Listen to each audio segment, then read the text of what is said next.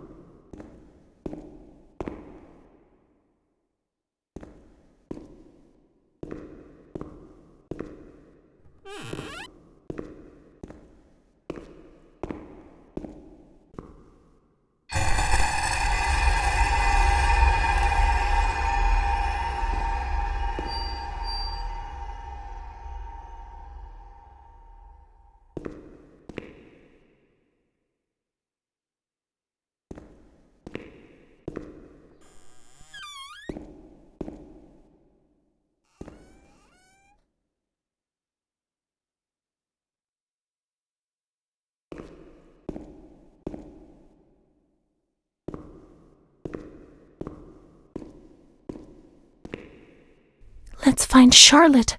She's alone. She's alone in the dark.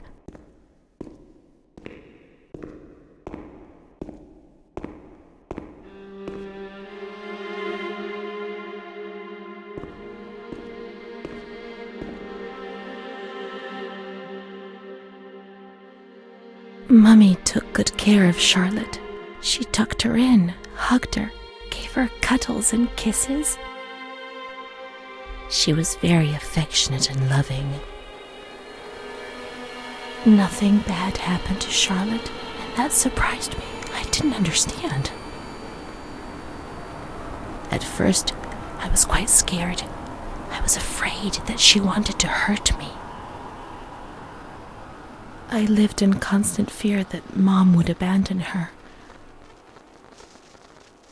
Because I didn't deserve to live. I didn't deserve to be loved.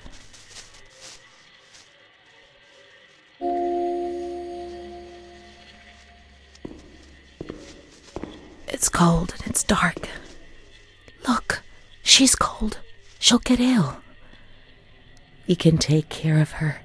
Nobody can stop us. Charlotte is a good girl.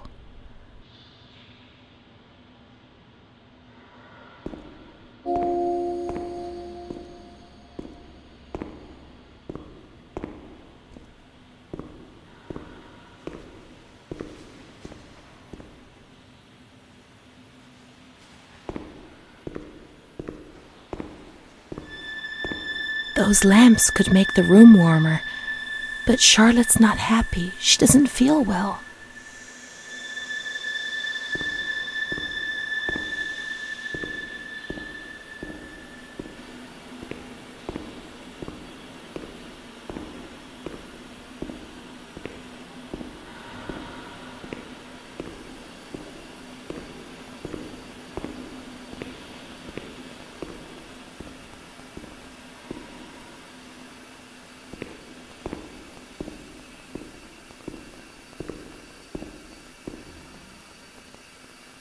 Charlotte will be comfy here.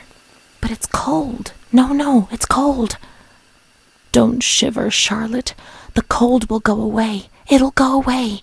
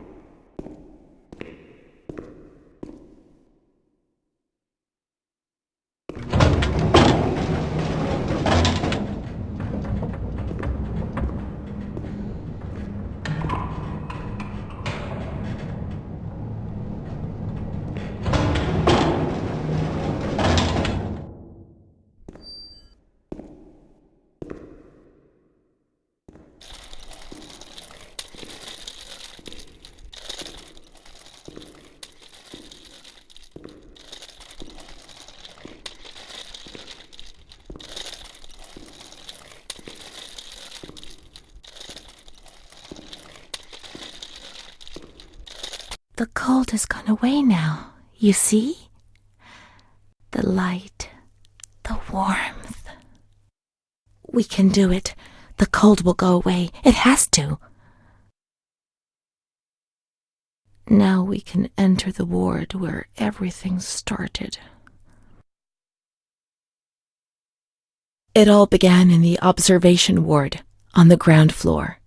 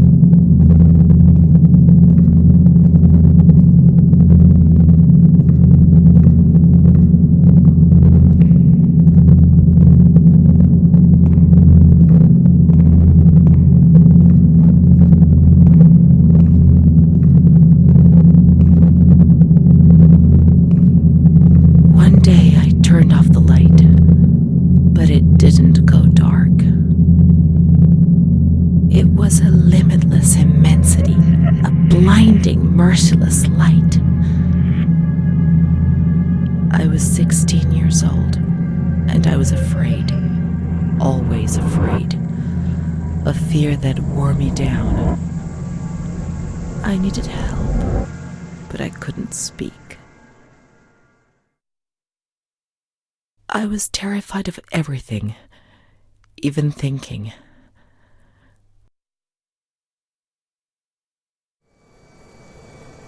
They said they were taking me to a place where the fear would go away, where I would get better. I stopped living in there. They dragged me away and stripped off all my clothes, everything. I tried to explain what was going on in my head. They tied me to the bed for days. I was alone with my nightmares. It wasn't fear anymore. It was madness. And when you're mad, you cease to exist.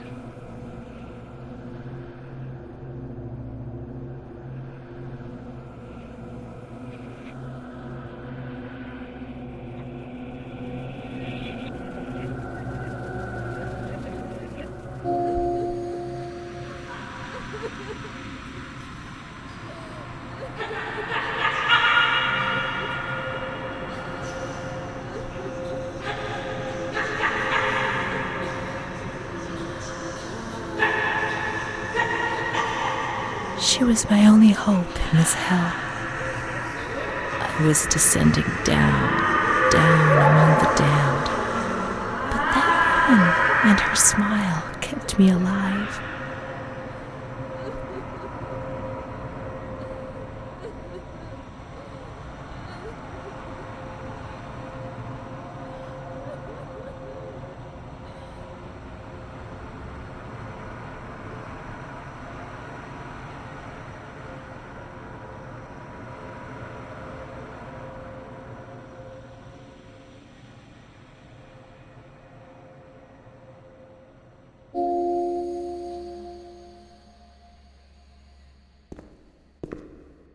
The door is locked from the outside.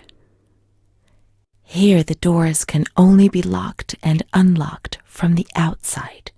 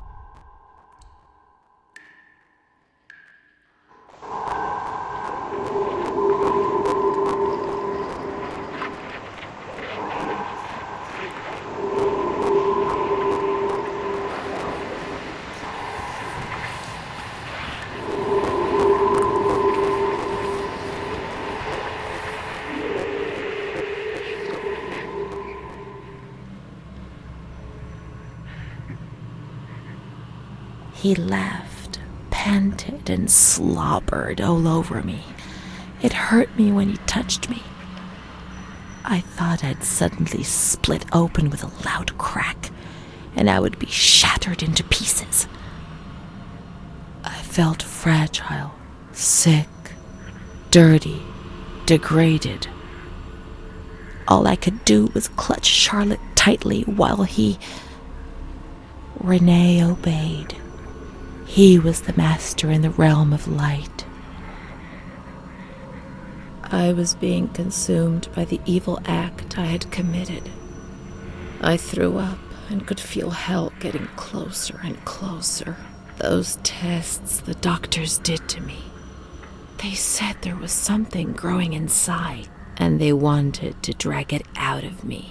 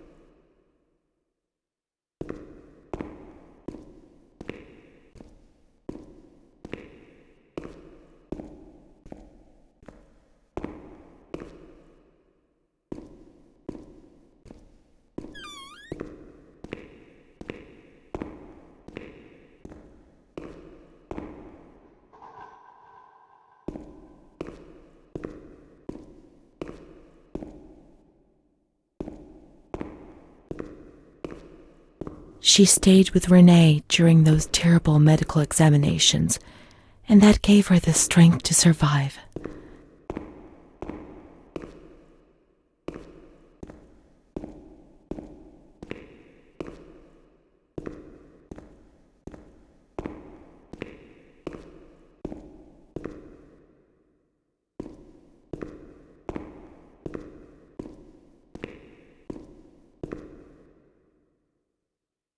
They went to the gynecology ward on the upper floor.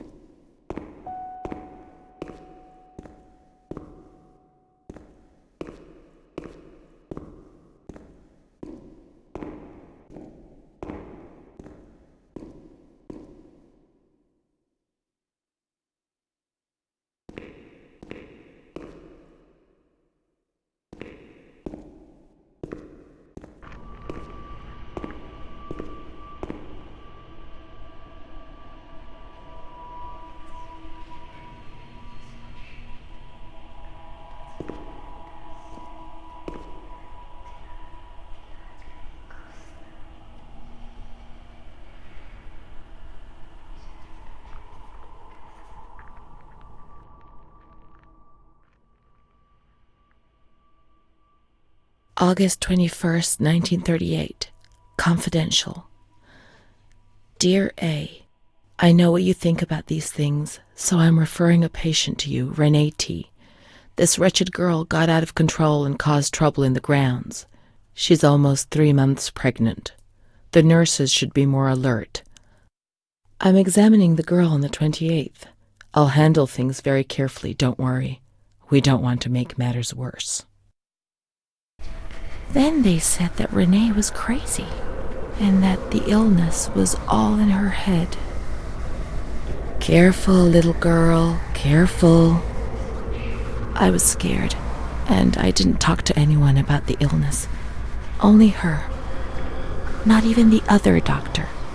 He never touched Renee. He just wrote things down. "You can tell me everything. Don't be afraid," he said. "Everything's going to be fine." "Do you want to know what I am writing?" "I note down what I observe in you, everything I see." He didn't hate Renee. He tried to help her, but he rarely examined her in those small surgeries.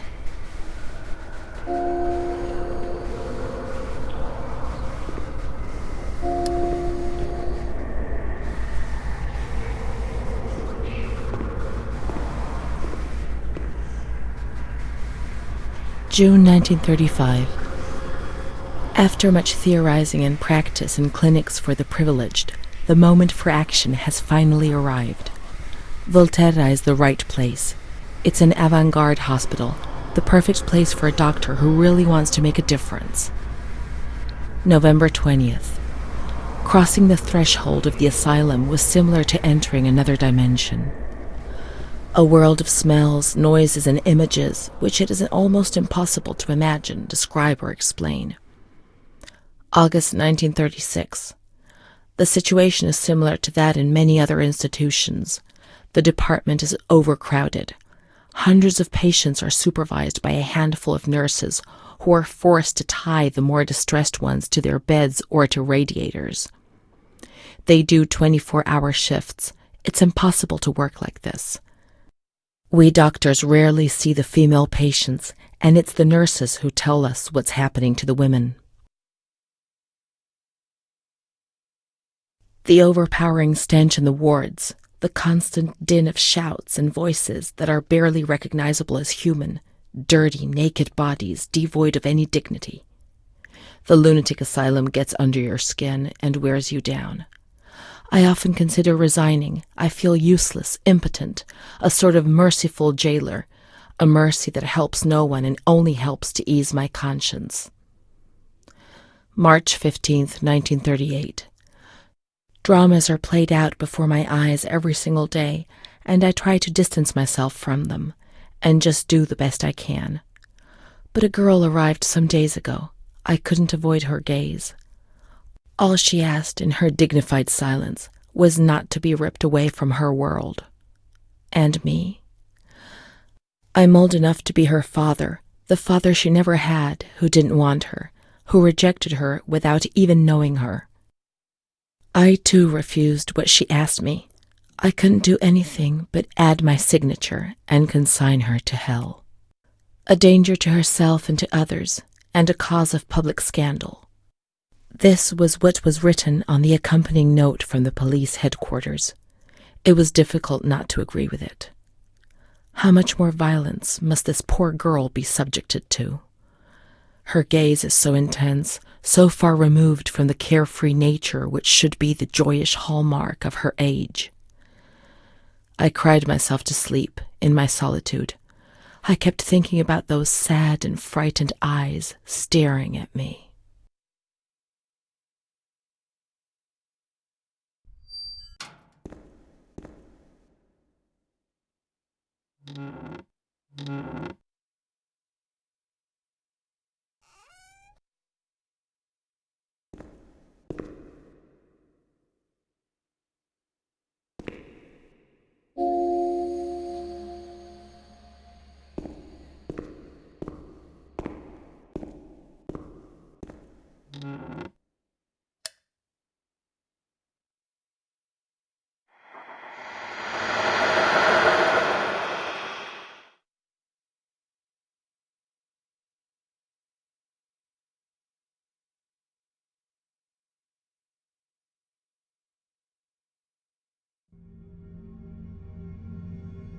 March 12th, 1938. Renee T., 16 years old. Menstruation at age 12. Housewife.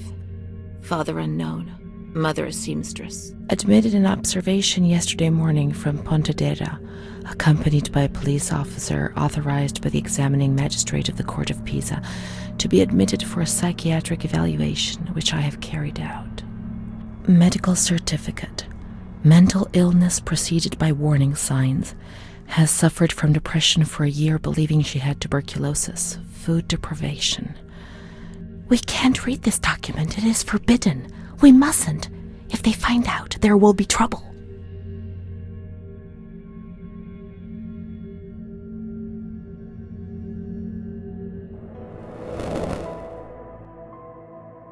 We have to look for Amara. We must hurry. We have to follow the memories and make sure they don't fade.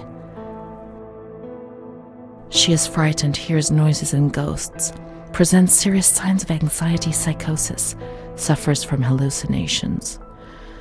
She is anxious, confused, her expression is distressed, a questioning look as if terrified, disoriented. She feels confused, hears voices shouting in her head. She doesn't understand things properly. She has been feeling unwell for 2 or 3 months. When questioned, she replies, "My mother wants to hurt me. I am always scared of her. She chases me."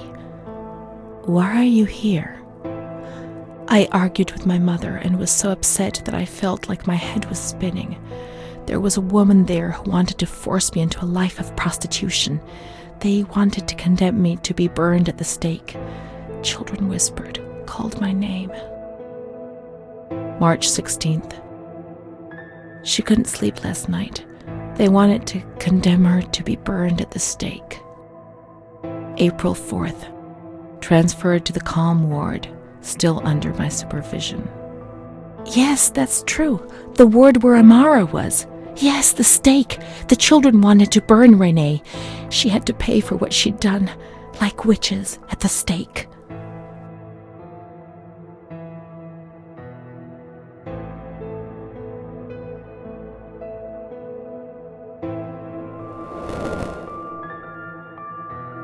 So many things frightened me.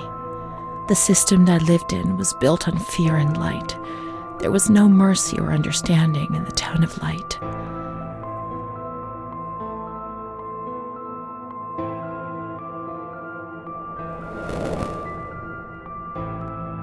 April 21st. She's more awake this morning and is responding to questions, complains of headaches. She became agitated when she found out her mother was there. She says that one day, many years earlier, she was with a friend of hers and met a man who made her get into a car and took her for a ride. He made her smoke cigarettes and drink liquor, and the man showed her certain things. He tried to hurt her and made her go crazy. She says he promised to marry her and made her swear to keep what had happened a secret. These facts were essentially confirmed by her mother. After that, she became arrogant, impatient, and hostile towards her family, especially her mother. She started taking off her clothes in public. Her moods would swing from laughter to tears. She rants. She pleasures herself. I can't remember these things, only the guilt, the stake. I know I deserved to pay for that guilt. I knew it even then.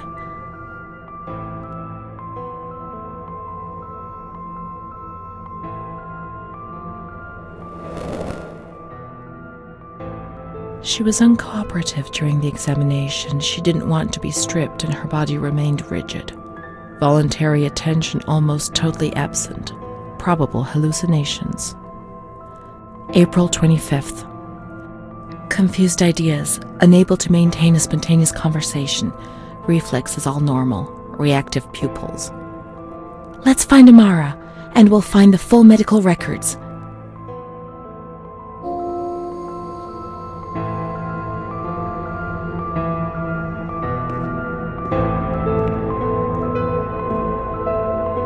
The grounds at the back of the hospital, and then down to the kitchens.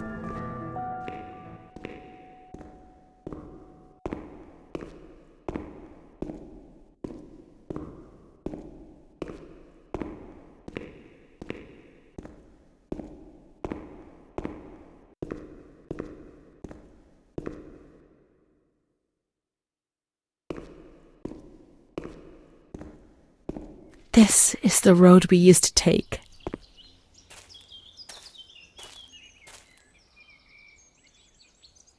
If it weren't for her, in the grounds on that bench in spring, so many days. It was an escape, watching nature around us as she talked and smiled. And then there were the kitchens. Sometimes we stole food and ran back to the bench to eat it in secret, and we laughed.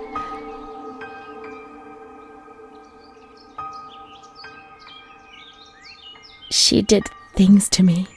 Sometimes she touched me. In the shower, I felt her body against mine for the first time. It was a shiver that warmed my soul. Eyes closed, the light slipped away.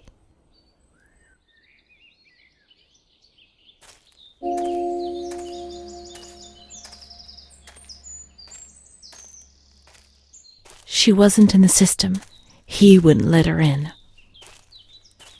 That's it. She must be the key to my memories, to the reasons why. Nature helped me to forget, to escape from the system.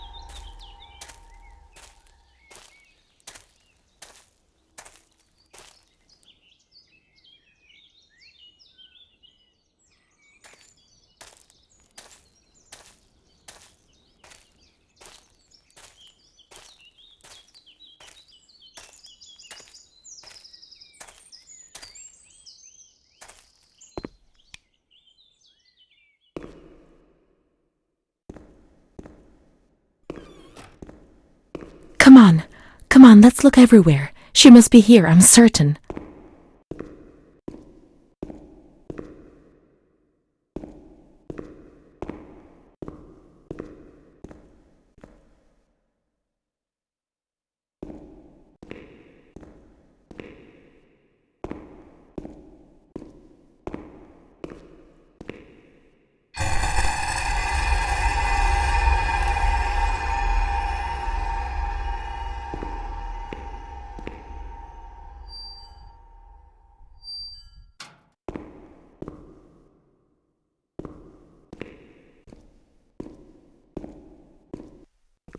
Keep looking. We mustn't give up.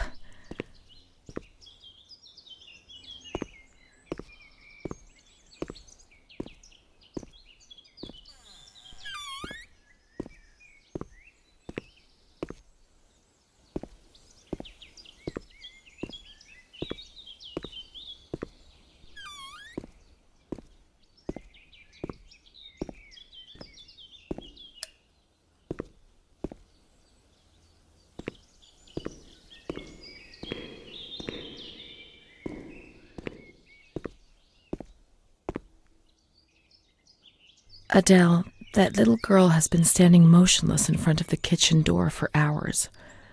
Poor thing, I gave her some candy. She ate it without a word and remained motionless. I don't think she's very well. We used to see her now and again, but now she's always there. I'm going. The doctor's not here. He's coming this afternoon. Try and speak to him.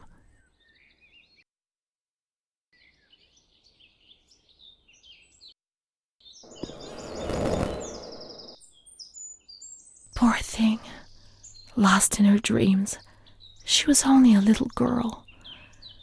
But nobody gave her a cuddle. They punished her instead. They said she was sick and her dreams were troubling her. They weren't even hers anymore. I need her. But we will find her. We'll find her, won't we? When the water in the shower was cold, we ran away. But when it was hot, then she came to Renee under that cruel white light. I can still feel the shivers her body gave me. Everything must return to how it was. If we recreate that magic, she'll come to us.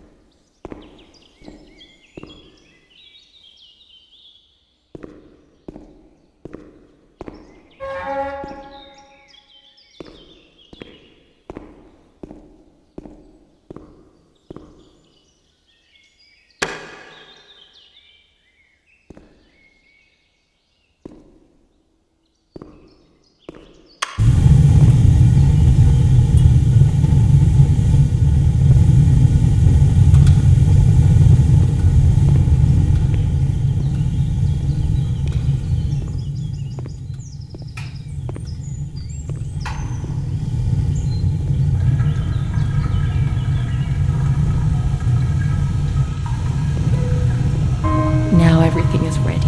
We can go to the bathrooms. We can go along that narrow corridor in the kitchens. We'll meet her in the showers, yes.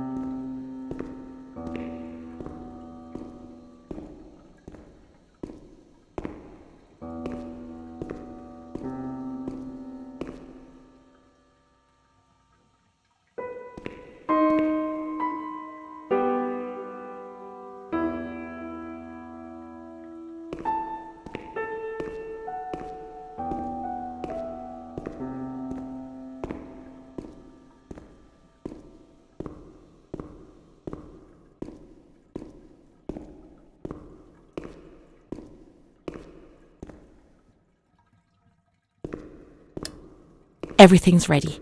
Let's get undressed and leave our clothes on the hooks in the changing rooms.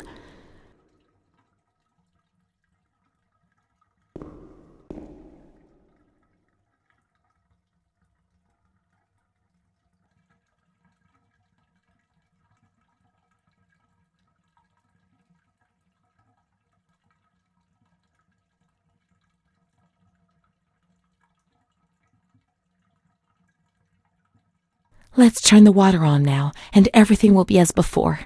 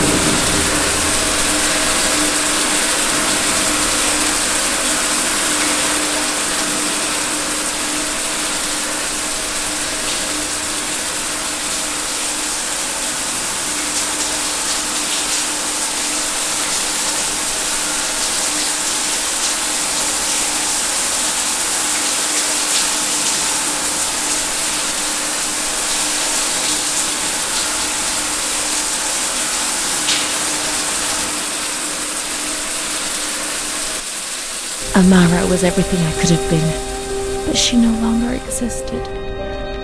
I'd have loved to erase everything I did, but instead I always went ahead and did it again. It was my fault, and she disappeared from my life.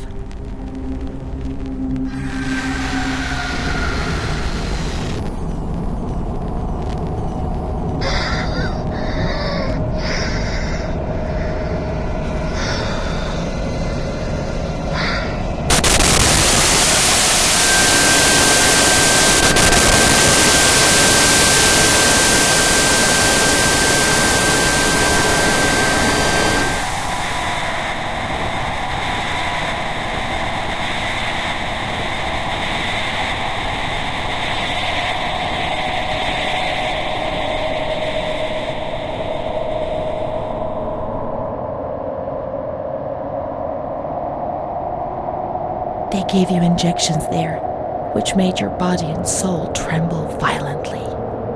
A whirlwind of anguish and unbearable pain. I lived in terror of the next time. They had taken me upstairs to that ward where no one wanted to go.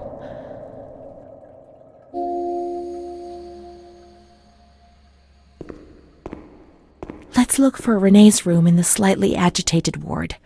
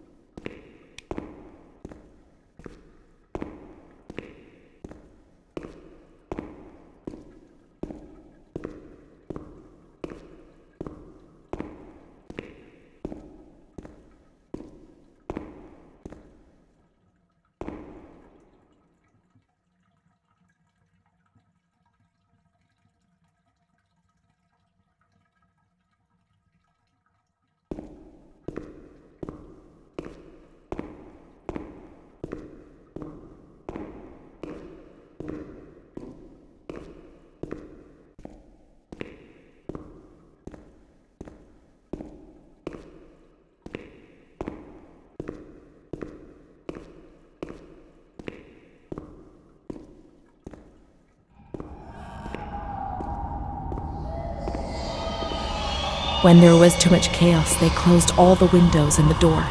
They turned off the lights, and it was pitch black.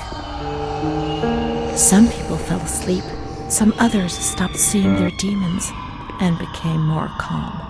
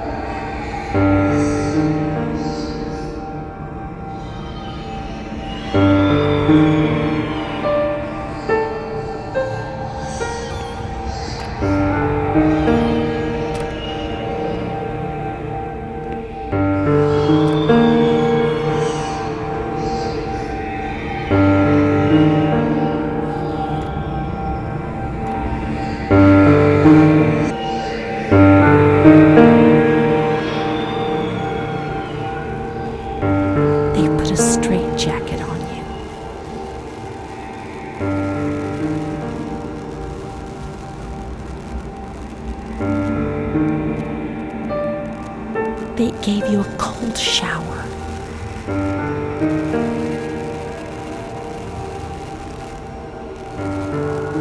They suffocated you with a sheet.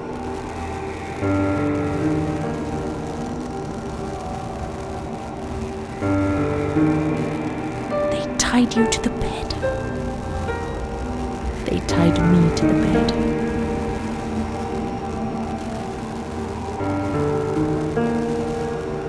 A woman died next to me, choked by her own vomit. She was tied down because she wouldn't stop pleasuring herself. I can still hear her death rattle. I screamed, but nobody came. Everybody screamed in there, all of them.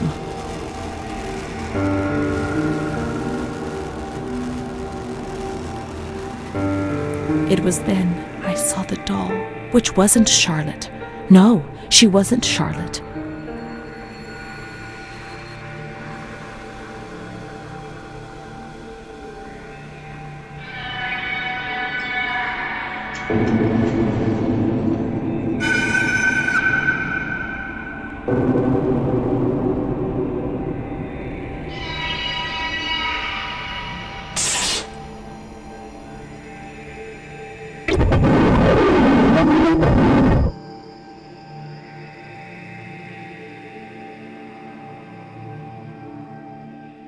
The past came back to hurt me again.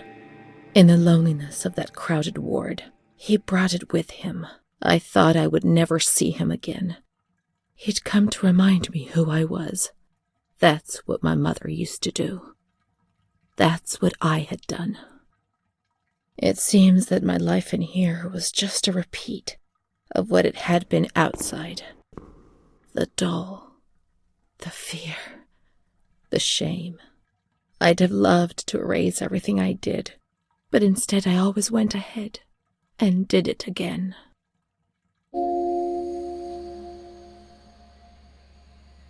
Montefoscoli, November 12th, 1939. My dear daughter, it is with great sadness that I heard what happened. Your transfer and your sufferings are a cause of great worry for me. It will take time, but you'll see, things will improve. They'll treat you and you'll get better again. I pray a lot, every day. Write to me often and tell me if you need anything. I promise I'll do what I can. Try to be strong. Mom.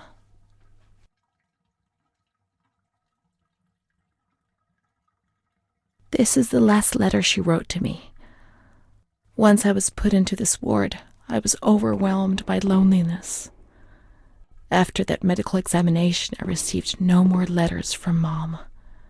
Why is that man here? Why doesn't she come to see me? Did I make a mistake? It didn't seem like she wanted to abandon me. What did I do wrong? I'd like to be able to reply to her again now, to change things.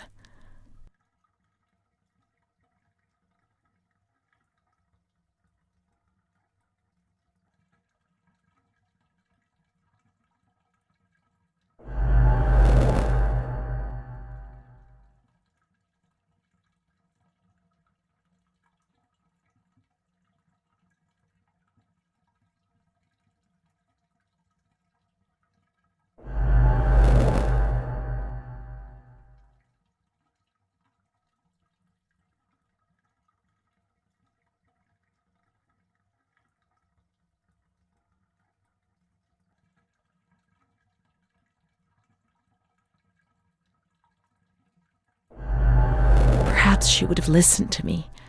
Will she reply?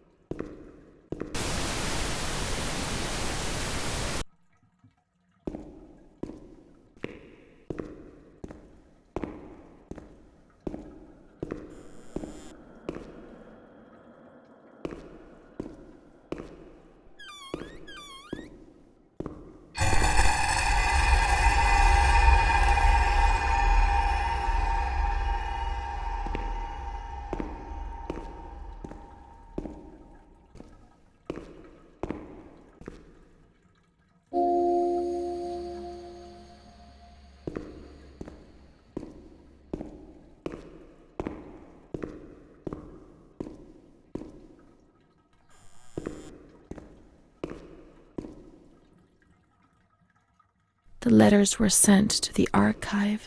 It was their job to post them.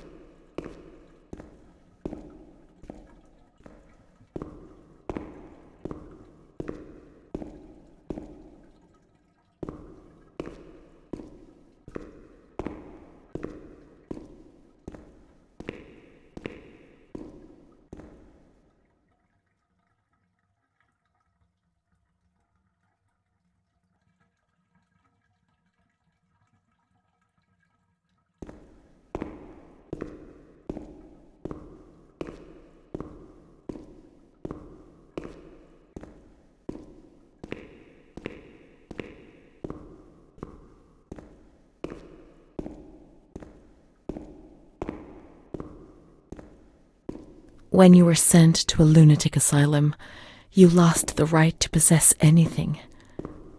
Everything you arrived with was packed up and stored here, even the clothes you were wearing, in case you were released one day, but far too many never left.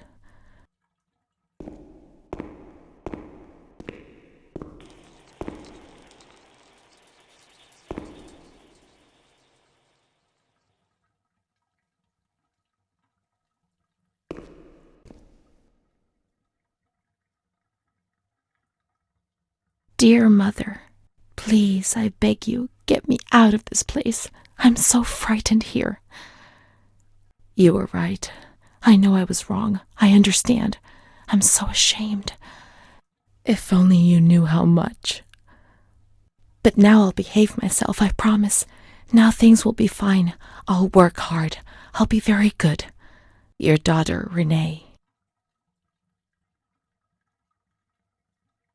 This letter, it was Renee's letter, just as she wrote it back then. But it was never sent. Why? Why did this happen?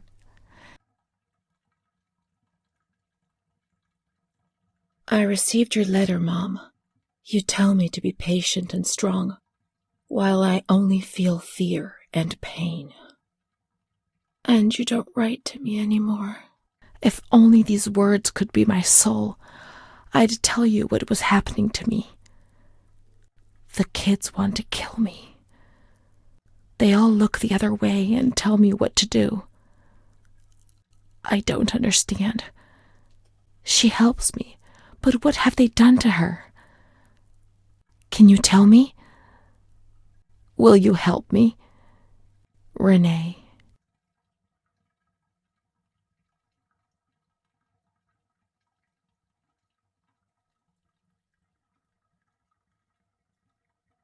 Montefoscoli, July 7th, 1940.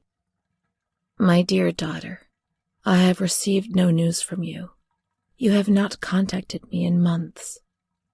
I'm sorry, but I don't have the money to come and visit you. Do you remember Mr. Onofrio?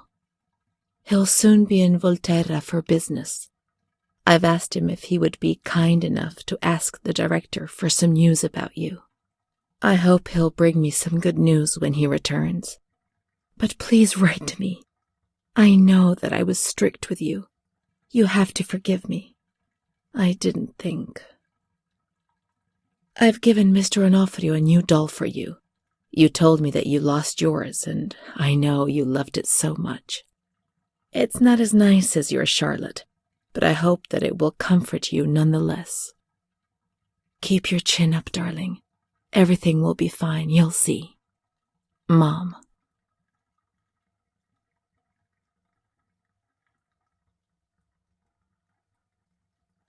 Montefoscoli, October 12th, 1940. My dear daughter, I've written 2 letters to you and have received no reply. Every day I'm anxiously waiting for a letter. Mr. Onofrio's back. He brought you the doll. Do you like it? He told me he was unable to speak to the director, but managed to see you. I pray for you every day. Even Don Gino said a prayer for you during Sunday Mass. Isn't that nice? I've made up my mind, Renee. I'm bringing you home. I've already written to the director. I told him that I'll take care of you. I'm not very well at the moment and can't work, but I'll get better soon, you'll see. And as soon as I can make the journey, I'll come and fetch you. I know you're suffering a lot, but please be strong, I beg you. Mom will come to fetch Renee, won't she? Mom is good, but she's not well. That's why that man came. The doll. Renee could have played with it while she was waiting for her to arrive, but Renee didn't have it with her. Is it one of Mom's lies? She knew that she'd hurt Renee and... No, Mommy's good. That man brought it. We've just remembered who he is, haven't we? It was Renee who was wrong. The doll's here. I know that for sure. Perhaps she's been abducted like all the others and is locked up here somewhere.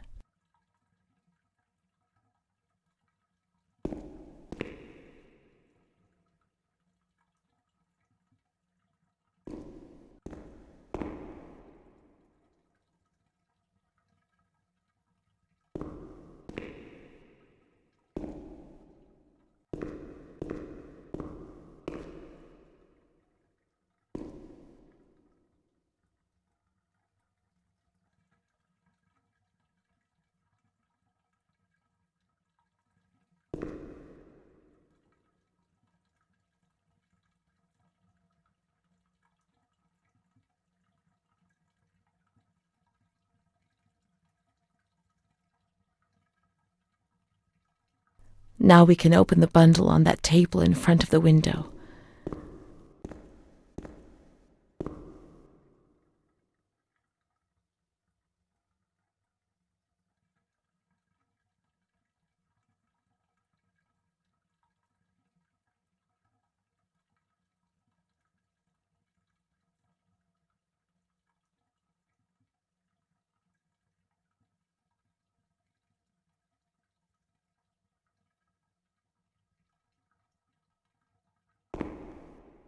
You see? Mom was good. I was bad. Mom was worried about Renee and Charlotte. I abandoned Charlotte. We've abandoned her.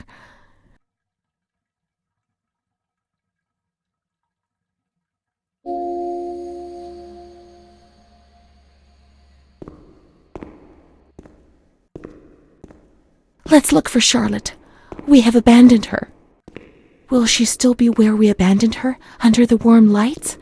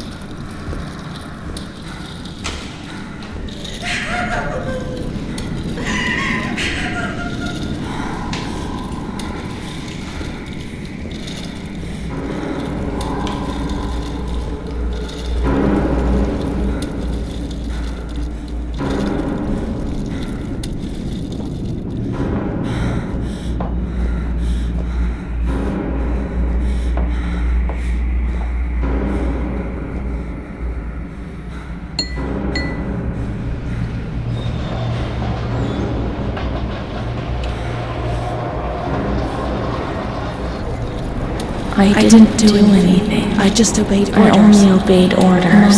Charlotte has gone away. Mom will come and get us now. She loves us, even though we're orders. Leave us alone.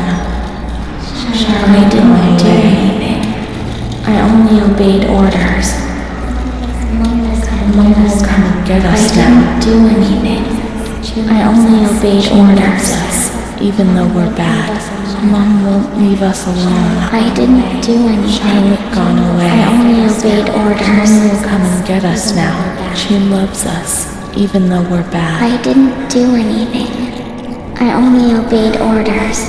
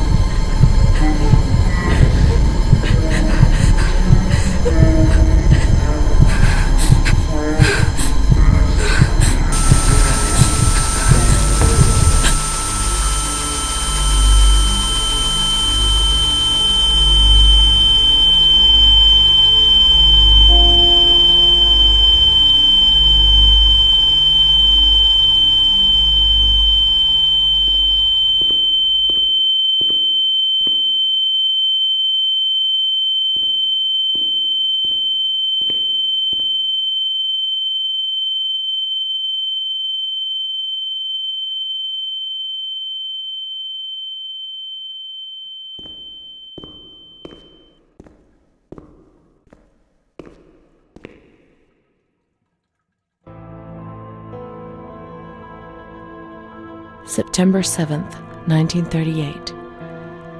The patient frequently indulges in recriminations expressed in an explosive tone of voice. This morning she threw away the milk, saying it was full of urine, spittle, and all kinds of other filth. Crazed, she hears voices that order her to do things. She says she heard children singing and that they were locked up in a school. January 20th, 1939. Introverted, dazed, cannot focus on anything. When questioned and stimulated, she starts crying and weeping. At other times, she laughs. June 1st. Apathetic. Eats very little. She refuses to be touched. Does not respond. Spends her time in the grounds. The cooks report that she sits on a bench in front of the kitchens. October 14th. Return of impulsive behavior. This morning she asked for 2 eggs to make zabayoni, but when she got them, she threw them up in the air. Excited, clamorous, slightly confused, takes her clothes off. December 8th. Tied to bed for 15 days. High-spirited, tends to make witty comments and use vulgar words. Laughs hysterically and pleasures herself. The nurses report that about 2 weeks ago she remained in the showers on her own and didn't want to leave. They said that when they took her away, she swore at them and then lashed out and bit them. 2 nurses had to be treated for their injuries. They've kept her tied to the bed since then. Transferred to the slightly agitated ward, from the care of Dr. B to the care of Dr. C. I was with Amara in the showers. My memories are terrifying.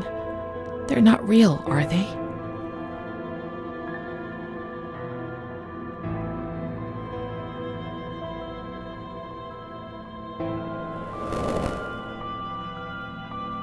December 15th. Dr. C.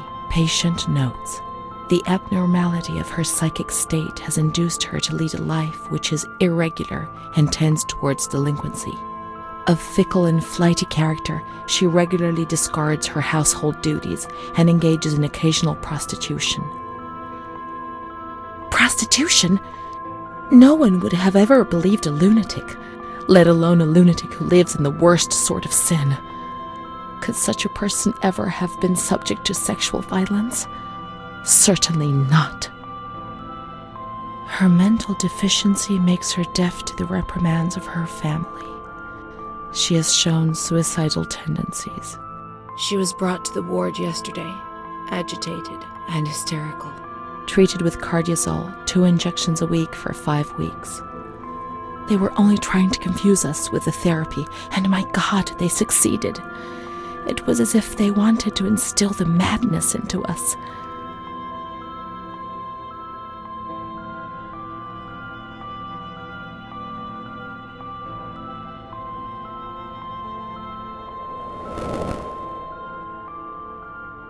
June 2nd. After a long period of calm and improvement, the patient is very agitated today and vehemently refuses to submit to a gynecological examination. She swears and curses those helping her, flailing her arms and hitting them. According to reports by Dr. B, the patient has been subjected to periodic checkups since she had a spontaneous abortion about 2 years ago in her 3rd month of pregnancy. Conception occurred after she had sexual intercourse with a stranger who sneaked into the hospital grounds. Details are contained in the charges filed at police headquarters in Volterra, a copy of which is attached to these clinical notes. ES therapy. That's how the reality is concealed. It has all been planned very carefully.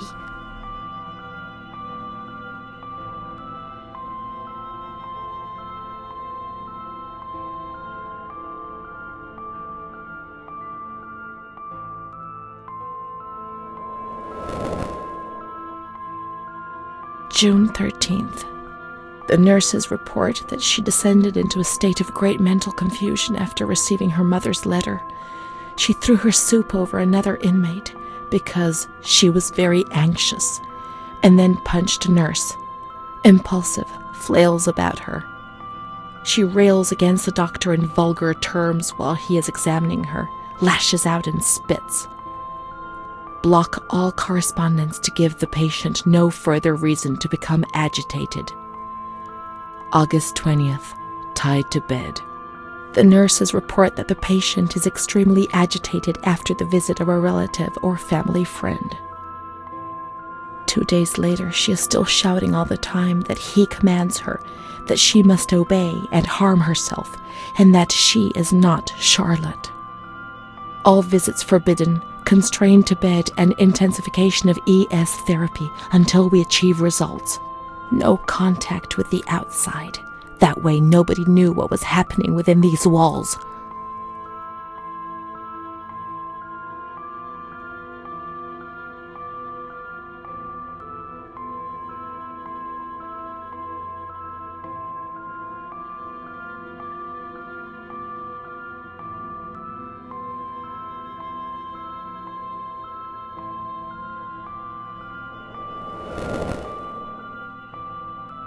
March 3rd.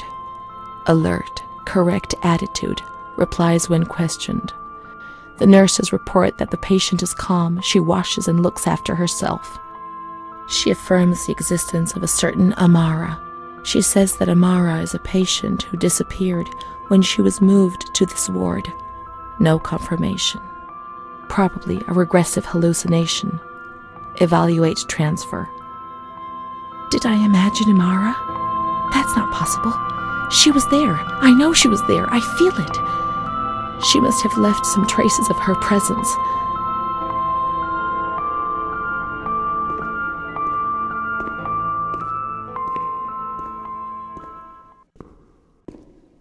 We can look for her things in the storeroom containing the bundles of the patient's belongings on the upper floor.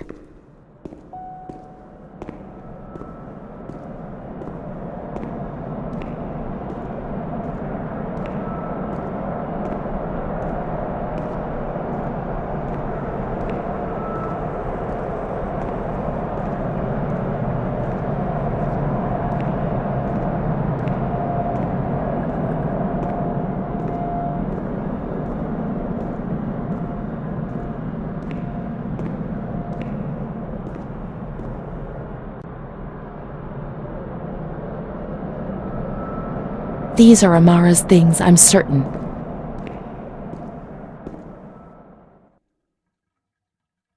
Amara, there she is. She existed. She really did exist. There she is, my friend.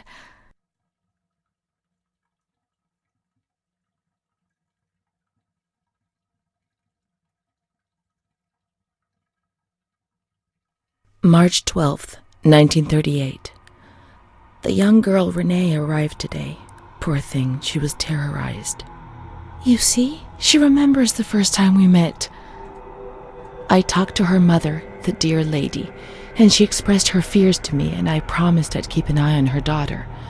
The lady told me her daughter's doll had been taken away, and this worried her, because when she becomes depressed, as she is now, Renee barricades herself in her room and can't communicate. The doll becomes her voice, eyes, and ears. Dr. B said I'll soon get out of here. I'm sorry. I'm so sad to leave Renee. I won't be able to protect her anymore. My poor friend. She was hoping to be able to get out of here, but nobody ever leaves this place.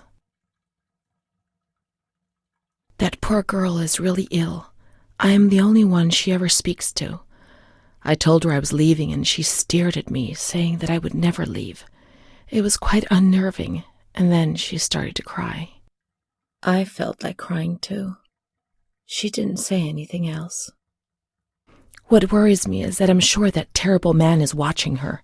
He was the one who brought her here, and of all the good people, why did it have to be him? She knew. I told her everything. She knew about that man. That's why they wanted to make her disappear from my life. But I instructed a nurse friend of mine to keep an eye on her, and I'm sure she will, because she's a good woman. Her friend the nurse. I vaguely remember. She worked on this ward. Here we are together.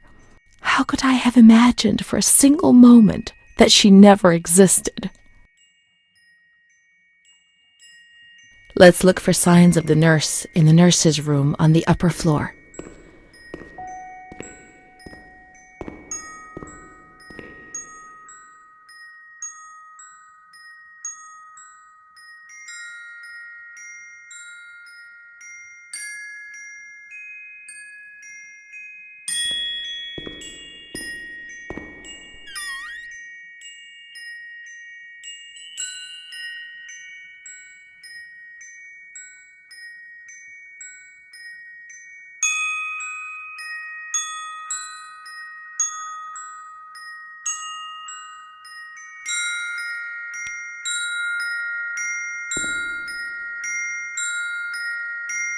She worked mostly in the Marigliano pavilion. Let's get out of here and find that pavilion. Renee was alone here. Charlotte had abandoned her. And without Charlotte, Renee couldn't communicate with the outside world. Mother knew that.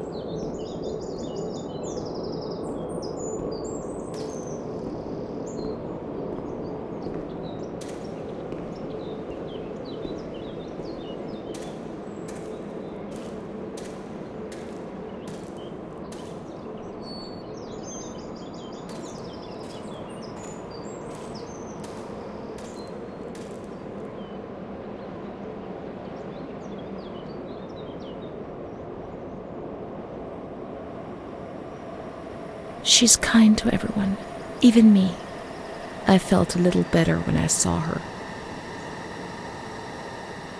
The sick children laughed and played with her. Not even they could frighten me. Don't annoy Renee. She's a princess here. Didn't you know? She told stories. She said there was a war out there. But they stared at me and frightened me.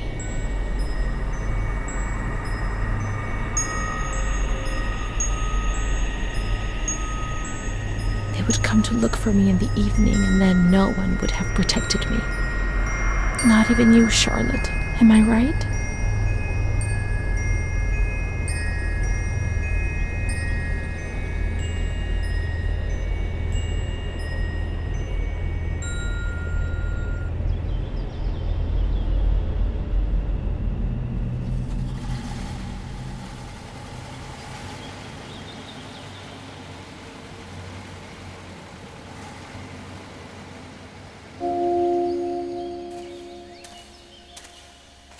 Let's follow the hearse until we reach the graveyard.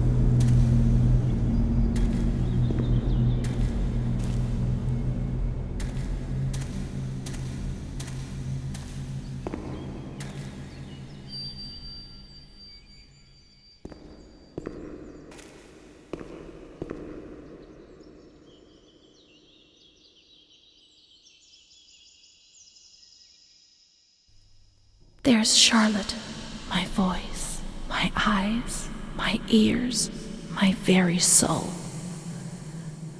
Let's go and play together again.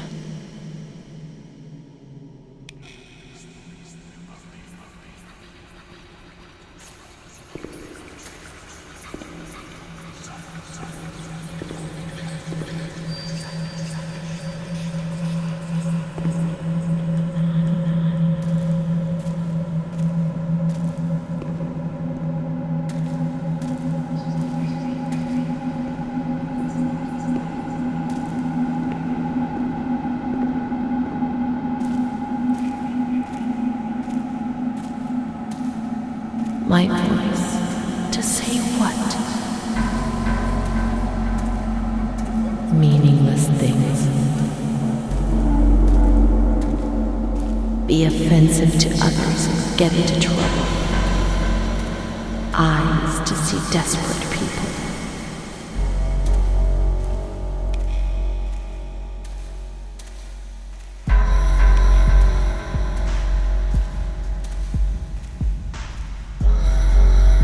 In the mirror, the shadow of my former self.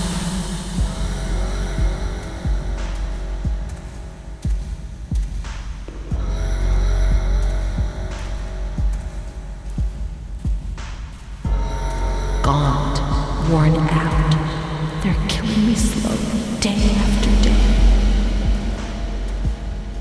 My ears to hear screams, deliriums, threats, and false promises. It'll be all right. Everything will pass.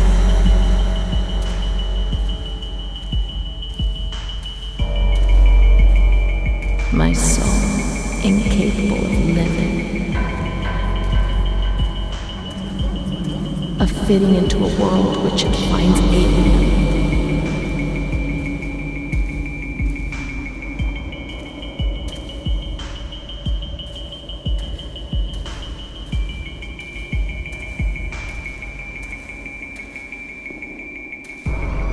It's moving further and further away from me, always further.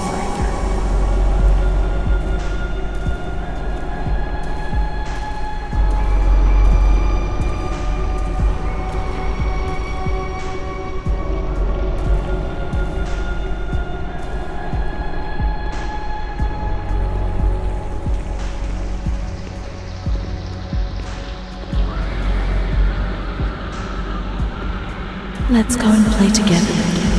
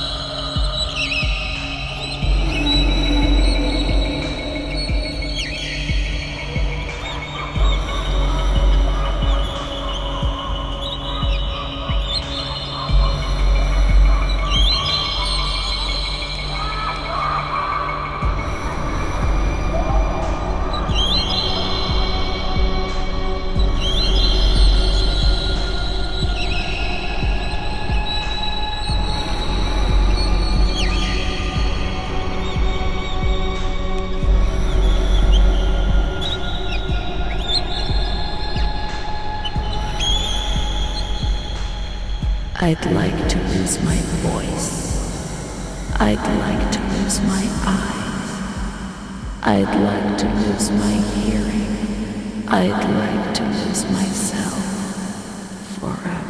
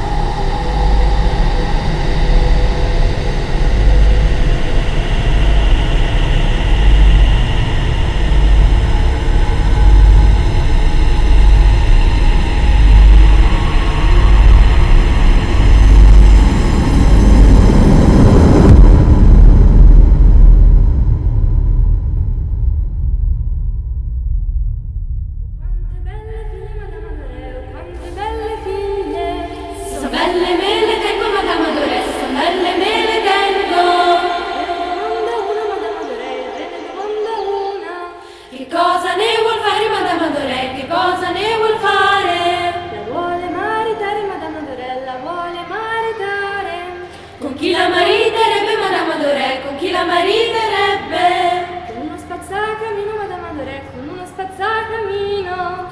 E come la vestirebbe, Madame Adoré? E come la vestirebbe? Di stracci e di toppe, Madame Adoré, di ghiacci e di toppe. Uscite dal mio castello, Madame Adoré, uscite dal mio castello. Oh, quante belle figlie, Madame Adoré, oh, quante belle figlie. Se sono belle me le tengo, Madame Adoré, se sono belle me le tengo. Il re ne domanda una, Madame Adoré, il re ne domanda al mio castello. Quante belle figlie, Madame Adoré, quante belle figlie. Se sono belle me le tengo, Madame Adoré, se sono belle me le tengo. Il re ne domanda una, Madame Adoré, il re ne domanda una. Cosa ne vuoi fare, Madame Adoré, che cosa ti vuoi fare? La vuole mai Madame Adoré, la vuole mai chi la riga è Madame Adoré, chi la mia amica è Madame Adoré, cosa ti vuoi fare? Chi la mariga è Madame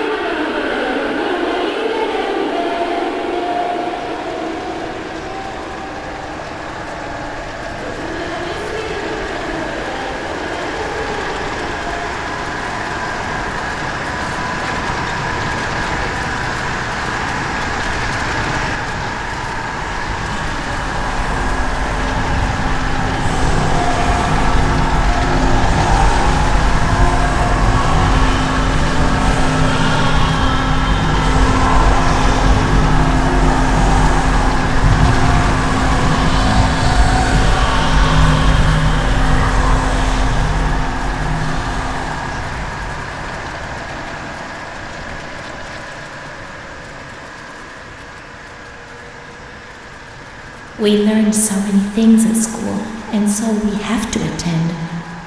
How would we get on if we didn't?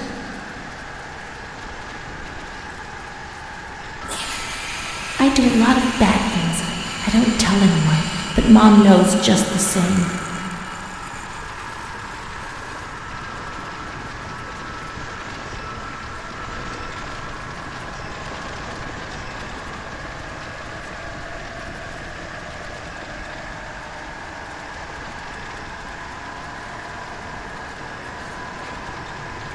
My baby Charlotte is so beautiful, and she's so good. But Renee isn't. When I was small, I never used to eat. Poor mother.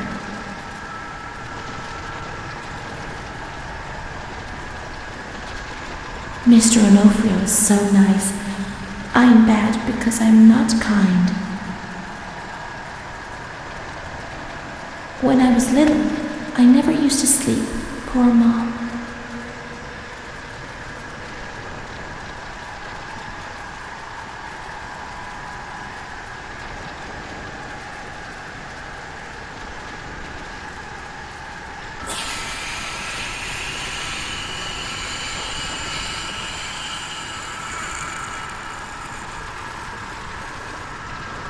Mr. Onofrio helps Mom. How would we manage if he didn't? Mom always has to work because it's so cold in winter.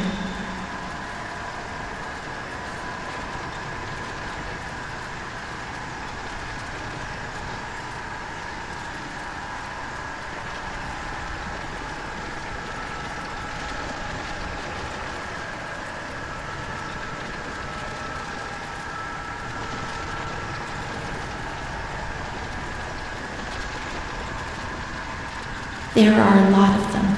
They want to hurt me. They fly. Even Charlotte can't help me. Mom works so hard because I have to eat, or I won't grow.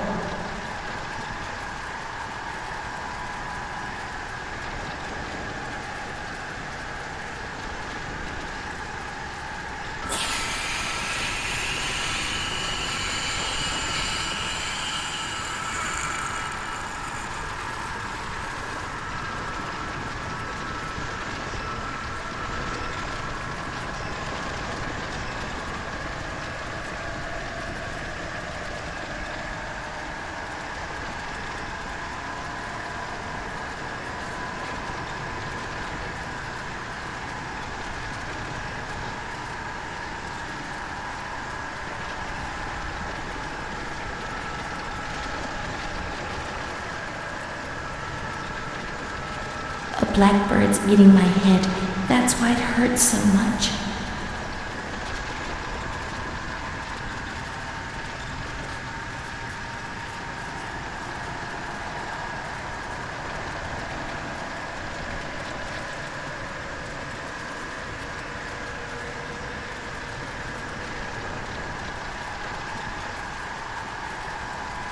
My schoolmates, when the light's there.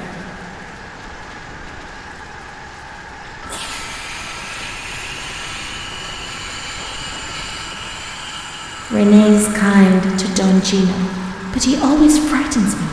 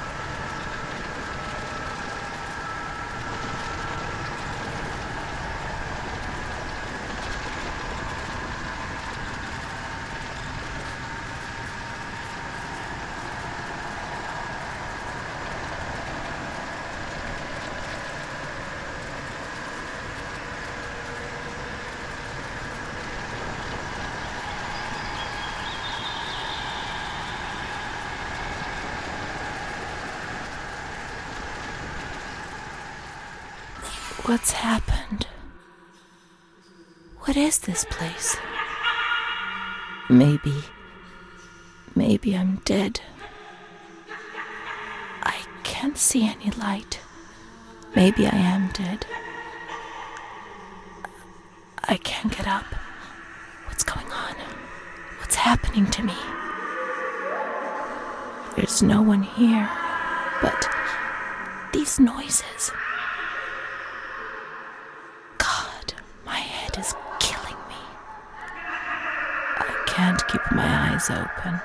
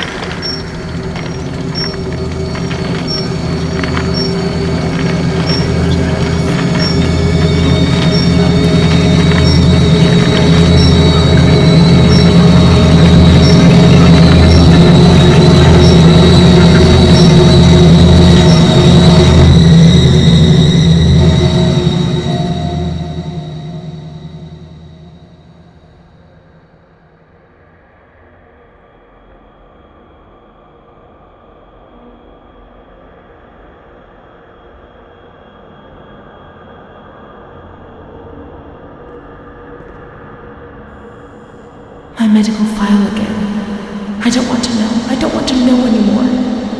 There's only confusion. There were some who had scarcely seen me. They thought they knew me and understood what was happening to me and could decide about my life.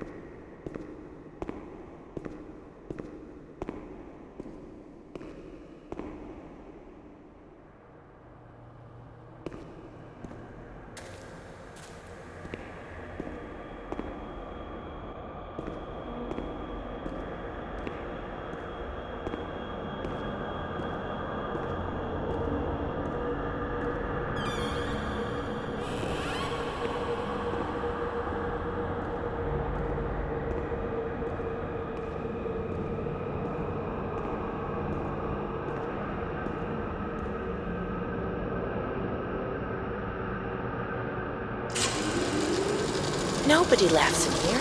I mean, really laughs. Not those crazy fools who laugh because people say they're mad.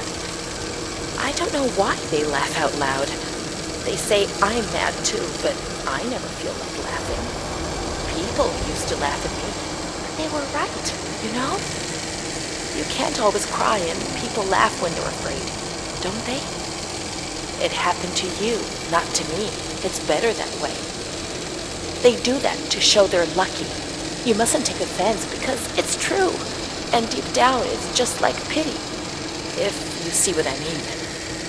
But then you think about your own situation, and you laugh, because you feel lucky that everything's gonna get better, that it's all shit. It's all shit, this place. You're not trying to tell me it's not true, are you? An intelligent person, educated, not like me. And if I can see it's a load of shit, just imagine how much better you understand it. No, come on. No. I feel fine here, you know? After all, I can do and say anything I want.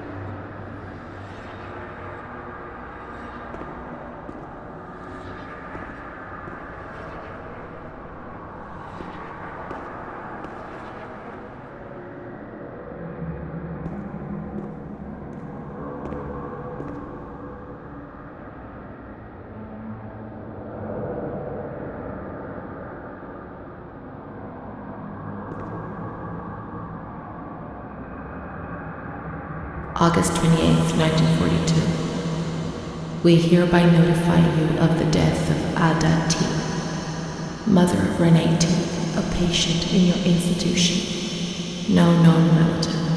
Sincerely yours, Onofrio P.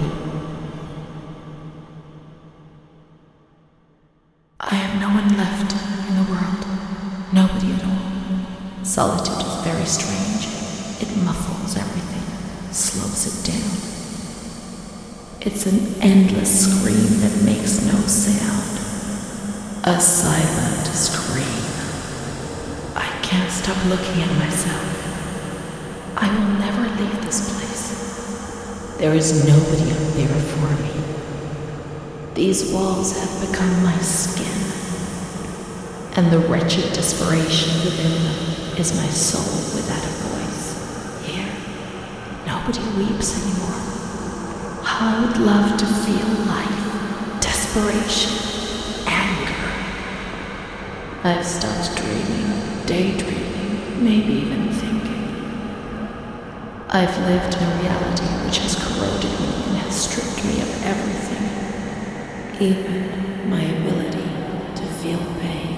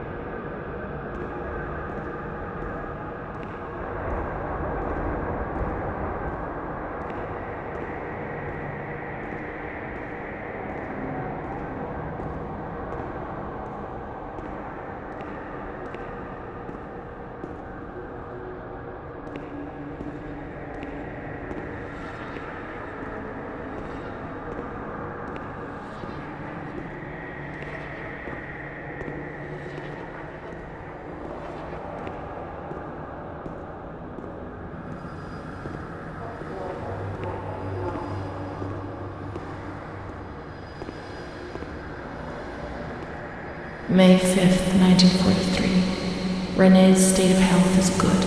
She is eating and speaking. Her spatial and temporal orientation is good. Therapy suspended. December 3rd. She calmly asks if she can leave the hospital. Evaluate patient for 6 months. May 2nd, 1944. Discharge denied despite a favorable psychiatric opinion. The patient has no home or means of support.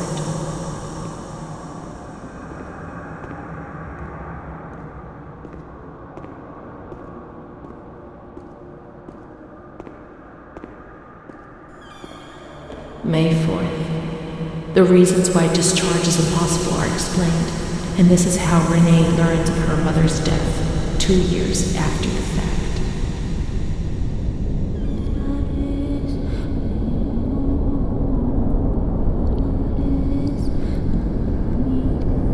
May 5th. She tried to kill herself in the night by hanging herself with a sheet, saved by the nurses.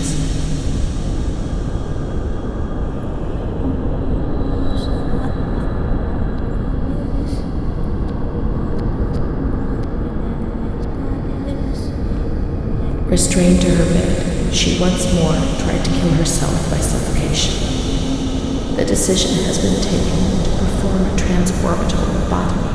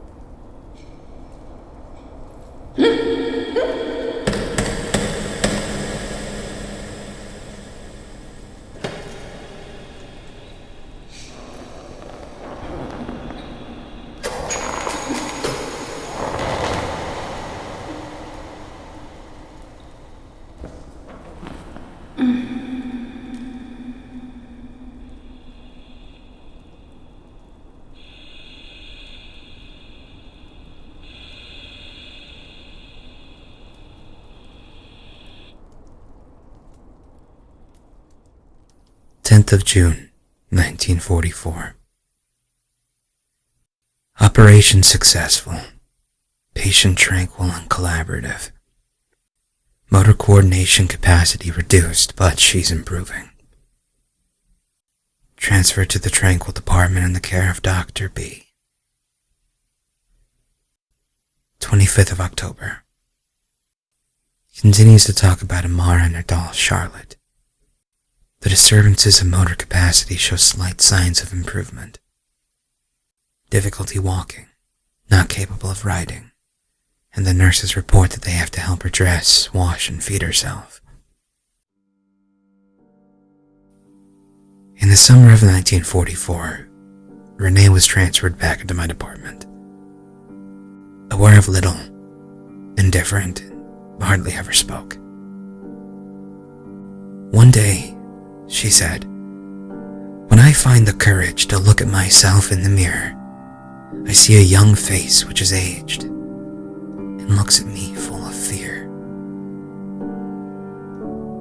She is a woman now who has changed profoundly compared to the girl that I had under my care several years ago. Only the sadness of her gaze and her intelligence are unchanged. She's so young, just 23 years old, but is lacking all vitality. Perhaps her condition may improve, but probably not. Her life has been thrown away, and nobody did a thing to try to avoid this.